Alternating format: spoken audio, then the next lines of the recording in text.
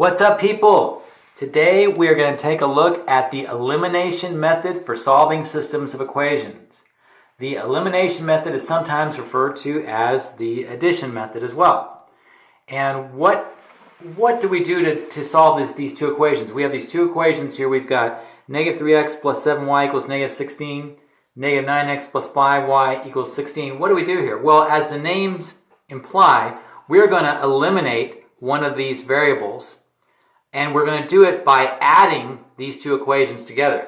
Let me show you what I'm talking about. If we were to add these right now, if we were to say, okay, we're going to add these two equations together, and we say, okay, negative 3x and negative 9x makes negative 12x, and 7y plus 5y makes positive 12y. Well, we haven't really eliminated any variables. We still got a bunch of y. We actually have a bunch of y's here and a bunch of x's. Our goal is to completely get rid of this. We want to completely get rid of the x's or completely get rid of the y's. This is the first part of how we're going to solve this. So this isn't going to work just to add them together. So first, what we're going to do is we're going to find the least common multiple of one of these variables, either the two x's or the two y's, and then we're going to multiply one of them by a negative 1. Okay, let me show you what I'm talking about. It sounds a little crazy, but let me show you what I'm talking about. I'm going to choose the x. I could choose the x's or I could choose the y's. I'm going to choose the x's because I think the x's will be a little bit easier to deal with. If I want to find the LCM of 9 and 3, and I don't need to worry about these minuses, I just want to find the LCM of 9, which is, let's see, 9 breaks down to 3 times 3. And 3 is a prime number, so I don't really need to go anywhere with that. Here's all my prime numbers. If I find the least common multiple, I get 9, I get 3 times 3, and I got 3 equals 3. And to find the LCM, I'm going 3, 3 here, and I get 3 times 3, which equals 9, which is the LCM. And I know I went by fast there, but if you're not, I'm assuming that you know how to find an LCM. If you don't know how to find LCM, check out one of my videos that shows you how to find the LCM. So the LCM here is 9. And what I'm going to do here is, first I'm going to label this as equation 1, and this one as equation 2. And then I'm going to say, okay, I'm going to take equation 1, and I'm going to take negative 3x plus 7y equals negative 16. That's the first equation. And I'm going to multiply this by a negative 3. And you might say, why am I multiplying by a negative 3? Because negative 3 times negative 3 is positive 9x.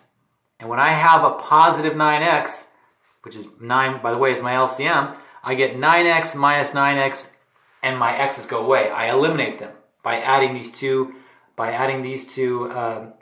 equations together, which is what I want to do. So that's my new equation 1, and my equation 2, I'm going to keep that the same. Negative 9x plus 5y equals 16. Nothing changes there. Okay? So now I'm moving right along here. I'm going to have my new equation, what 1 is going to be basically, I'm going to distribute here, right? Negative 3 times negative 3x is positive 9x, which is good. That's just what I want.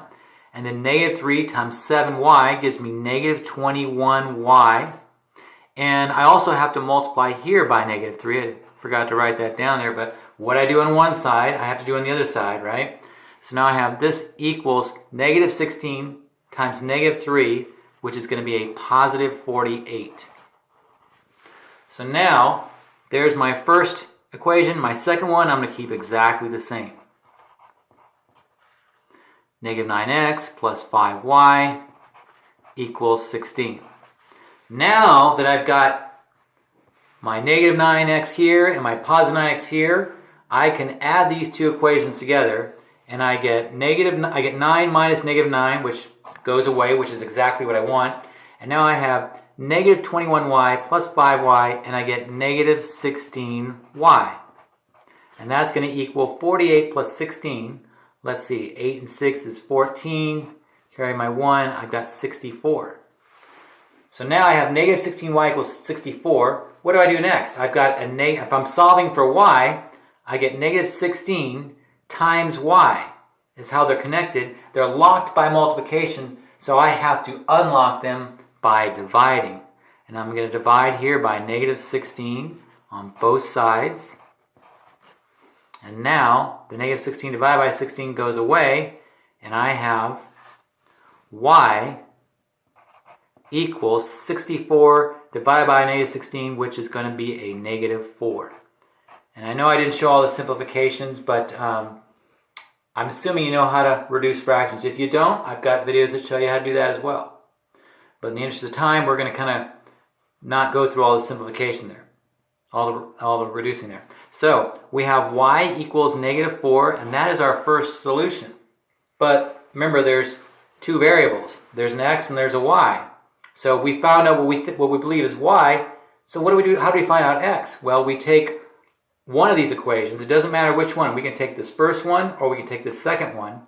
And whenever we see a y in the equation, we replace it with negative 4, and then we solve to see what x would be.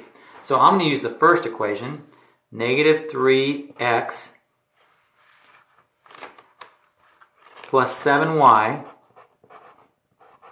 equals negative 16. And now I'm going to replace this y with a negative 4. So everything else stays the same. Negative 3x plus 7 times negative 4 equals negative 16. Now I have one variable here, x, which I can solve for. I say negative 3x, 7 times negative 4 is minus 28, equals negative 16. And now, let's see, I add 28 to both sides. This goes away, and I have negative 3x equals negative 16 plus 28, which is going to be a positive 12. That's the same as 28 minus 16, which is 12. And then I divide by negative 3 because the x and the negative 3 are connected by multiplication. So I do the opposite to unlock them. I divide by negative 3 on both sides because it's an equation and I got to keep it balanced. And then I get negative 3 divided by negative 3 becomes positive 1, goes away. Then I have x equals negative 4. So now I've got both, what I believe are both solutions. I've got x is negative 4 and y is negative 4. Okay, so we found our solution, negative 4 and negative 4. Now we need to verify that we have the correct solution. I have a couple question marks here because I'm not really sure if that's the solution. I think it is, but I'm not 100% sure. So how do we do that? What do we do to see if this is the solution to these two equations?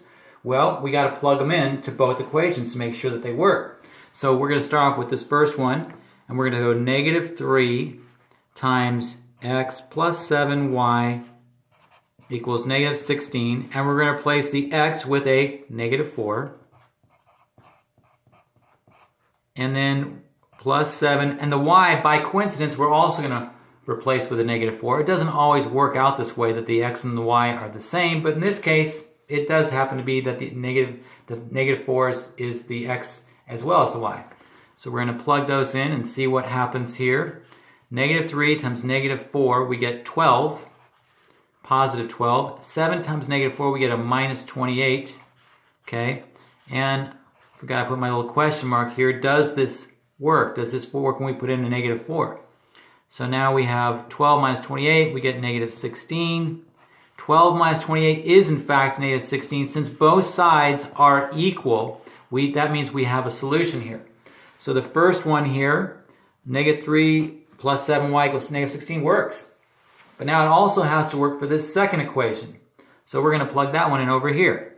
Negative 9x plus 5y equals 16.